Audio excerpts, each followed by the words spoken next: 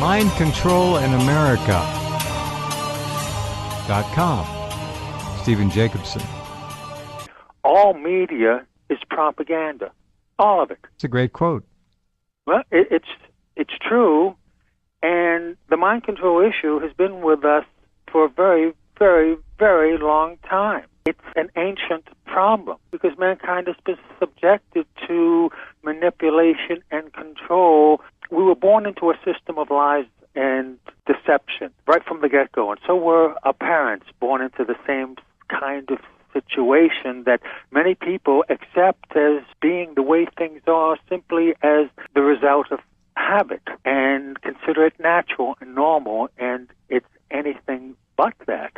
The basic, very simple control of information throughout our lives. If we don't have all the facts on any given issue, our judgment can only be as good as the quality of our information. And if we've been fed half-truths and lies and missing information, then we are at a disadvantage. Two means by which we are manipulated and controlled. One is the control of information. The consolidation of ownership of the media facilitates that and allows for the coordination of different media as part of a propaganda campaign. Right now, all media is controlled by a handful of multinational corporations. Back in 1980, a book came out, The Media Monopoly by Ben Bigdickian. At that time, it was revealed that 50 major corporations were controlling America's media. And as the book was revised, the new editions came out, that number kept getting smaller and smaller until now we have 5 major multinational companies that are controlling not only the information we have access to, but the entertainment choices. The trick is to change the state of mind to disarm it, to take its defenses down or otherwise modify them so they're no longer very efficient. And the material can go right into the subconscious without any kind of interference, judgment, or processing. Plunk right in. All right, Stephen, the techniques used to put the mind or the consciousness into an altered state, take it from beta down through alpha into theta, so it's mesmerized. And when it's in that state, and it's usually the old television flicker, although with HD, I'm not sure the flicker is still there anymore. What it would do, it would, in a matter of seconds, like the first time takes about a minute, but after that it's just seconds, put the mind into a state where anything it was absorbing would simply go right past all filters and into the subconscious and wait there to be called up when the proper stimulation was encountered. Tell us more. Yes, that's absolutely correct. The most successful propaganda uses the arts and entertainment as a delivery system. And television is a good example of explaining both the principles of hypnotic programming as well as the techniques. I'd say that television is by far the most powerful weapon of psychological warfare in history. And I consider that so important, and yet many people, if not most, don't think of television in those terms, as a weapon. How people think of television as simply an elective choice in terms of entertainment and information, when in point of fact, the television is the boss. Yes, and it's illustrating how we are taught what's right and wrong, what's acceptable and unacceptable behavior, to storytelling. Storytelling is the oldest means of transmitting information about how society works. There isn't much difference between primitive man sitting fixated in front of the flickering light of a campfire, telling stories about how things work, transmitting information from one generation to the next. Not much difference between that and modern man sitting fixated in front of the flickering light of a television, receiving information, the same kind of information, how society works, what's acceptable and unacceptable behavior, what's right and wrong. The first order of business for a propagandist or an advertiser is to create the circumstances that are going to induce a state of mind that is most favorable to the reception of their message. That state of mind is the hypnotic state of mind. state of mind, natural. We go in and out of it throughout the day. It's a twilight state of mind in which there is no conscious mental activity going on. The mind is a blank slate, and it is in this state of mind where we are highly suggestible and more vulnerable to manipulation than at any other time. Television induces this state of mind in the viewer naturally and automatically because of the nature of the medium. And we can even catch ourselves when we're in front of a TV going into that state of losing all sense of time and place. We're simply there. We're soaking up information like a sponge. The television is literally plugging into our nervous system. It's a literal interfacing of the electronic media with our nervous system. Back in the late 1990s, 700 children had to be hospitalized in response to watching a TV cartoon. This happened in Japan. Japan, yep, I remember. The cartoon was the highly popular Pokemon. The press all over the world reported on this incident. What happened was that strobing flashes of light pulsated from the eyes of one of the cartoon characters, and this caused epileptic-like seizures. Hold on, Stephen. Hold on, would you please? We have to pause right there. We'll come back. Definitely. Stephen. Okay, we're talking to you about things that control you, not necessarily through conversation or the auditory vector, but through the eyes. And then the ears second, but it's the eyes that tend to lead you. Although music is quite compelling in its own cadences as well.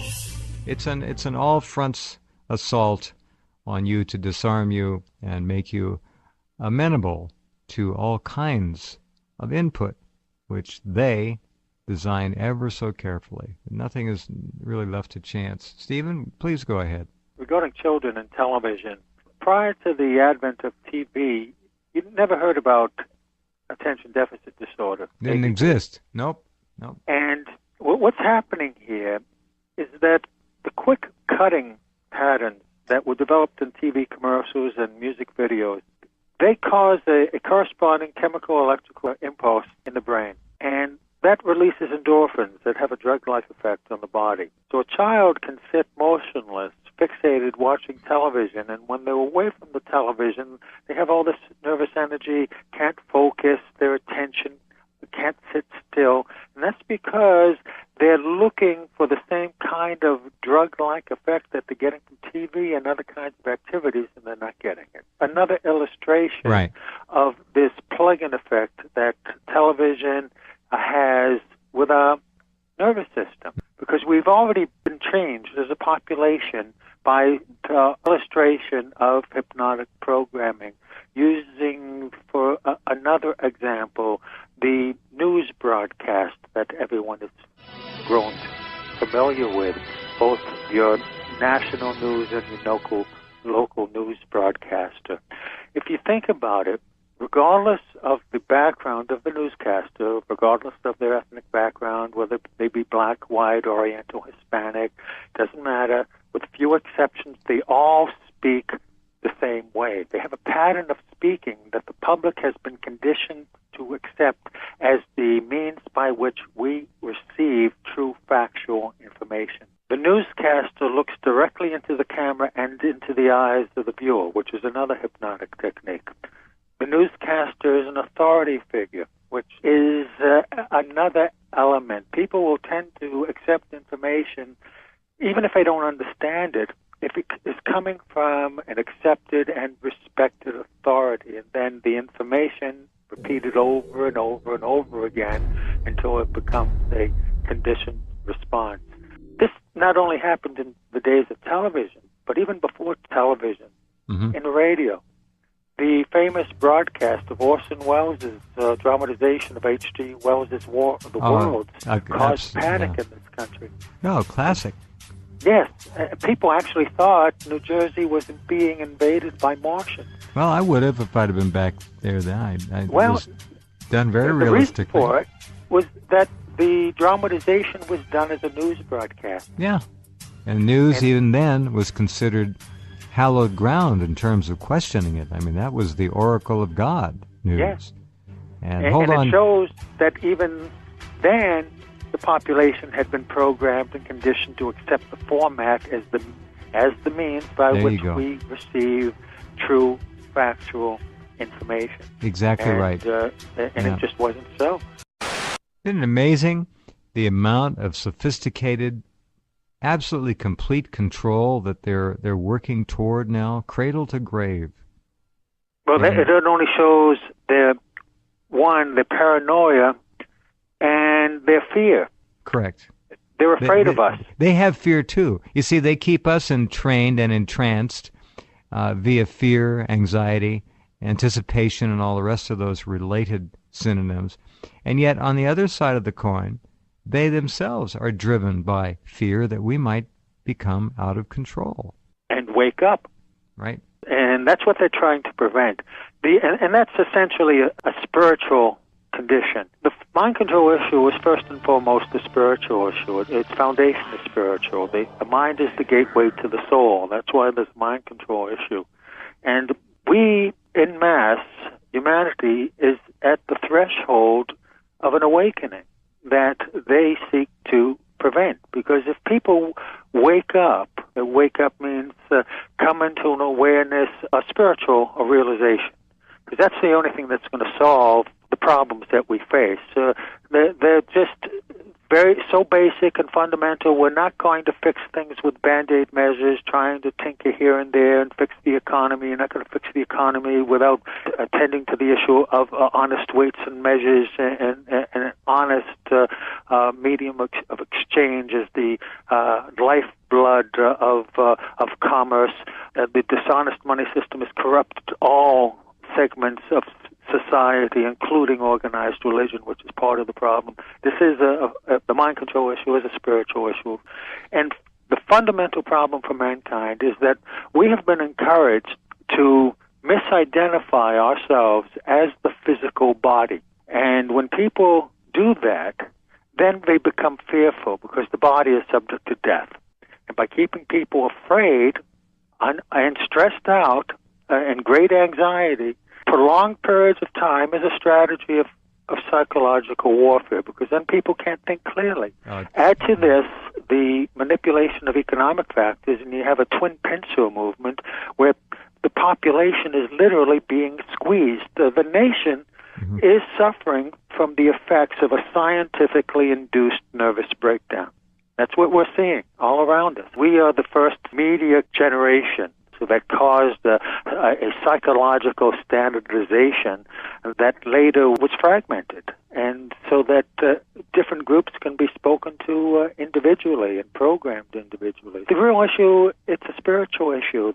Spiritual consciousness is the only solution to the problems and suffering of material existence, and it's on that platform where we have our power, because it requires us to look within for the answers, and that's the only way we're going to find them. We've been conditioned to look outside of ourselves for the answers and to use our mind in an analytical way to think our way out of a problem. Right. Thinking got us into this mess. It sure did. And the quality of our thinking has to change. We haven't been taught how to think. We've been taught what to think. And God forbid that we learn how to think, because that's what these guys are afraid of. There are more of us than there are of them, and the only way they can control and manipulate the large masses is through illusion and deception. And it's like the Wizard of Oz behind the curtain.